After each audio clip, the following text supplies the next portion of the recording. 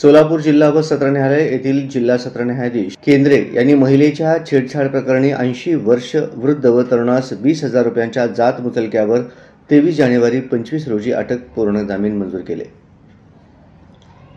यात हकीकत अशी की दिनांक 26 ऑक्टोबर 2024 रोजी सकाळी 7:30 वाजता आरोपी हरीश उपाध्ये व ध्रुव थोटकर यांच्या पीडितेच्या घरी येऊन पीडितेला व तिच्या पतीस मारहाण करून जीवे मारण्याची धमकी दिली व पीडितेचा गाऊन फाडले व पीडितेला लज्जा वाटेल असे कृत्य केले।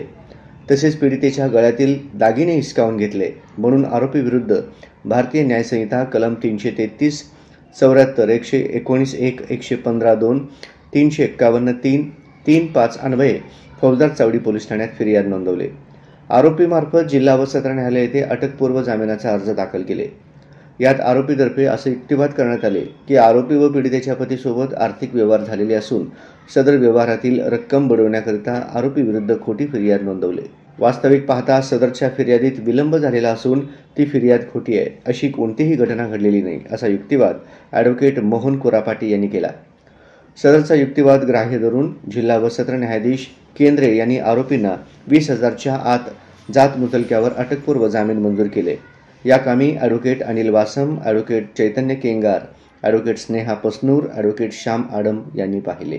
दिनांक 26 ऑक्टोबर 2024 रोजी सकाळी 7:30 वाजता आरोपी हरीश उपाध्याय व ध्रुव थोटकर यांनी पीडितेच्या घरी येऊन पीडितेला व तिच्या पतीस मारहाण करून जीवे मारण्याची धमकी दिली व पीडितेच्या गाऊन फाडले व पीडितेला लज्जा वाटेल असे कृत्य केले व तसेच पीडितेच्या गळ्यातील दागिने हिसकावून घेतले म्हणून आरोपी विरुद्ध भारतीय न्याय संहिता कलम 333, 74, 119(1), 115(2), 351(3) व 3(5) अन्वये फौजदार चावडी पोलीस स्टेशन येथे फिर्याद नोंदवली। आरोपीमार्फत जिल्हा व सत्र न्यायालय येथे अटकपूर्व जामिनाचा अर्ज दाखल केला।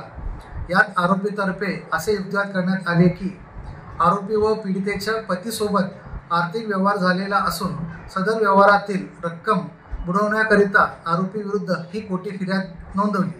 वास्तविक पाहता सदरचा फिर्याद विलंब झालेला आहे व ती फिर्याद खोटी आहे, असे कोणतेही घटना घडलेली नाही असा युक्तिवाद आम्ही या मेहरबान न्यायालयात केले। सदरचा युक्तिवाद ग्राह्य धरून जिल्हा व सत्र न्यायाधीश माननीय केंद्रे साहेब यांनी आरोपींना 20,000च्या जात मुचलक्यावर अटकपूर्व जामिनाचा अर्ज मंजूर केला।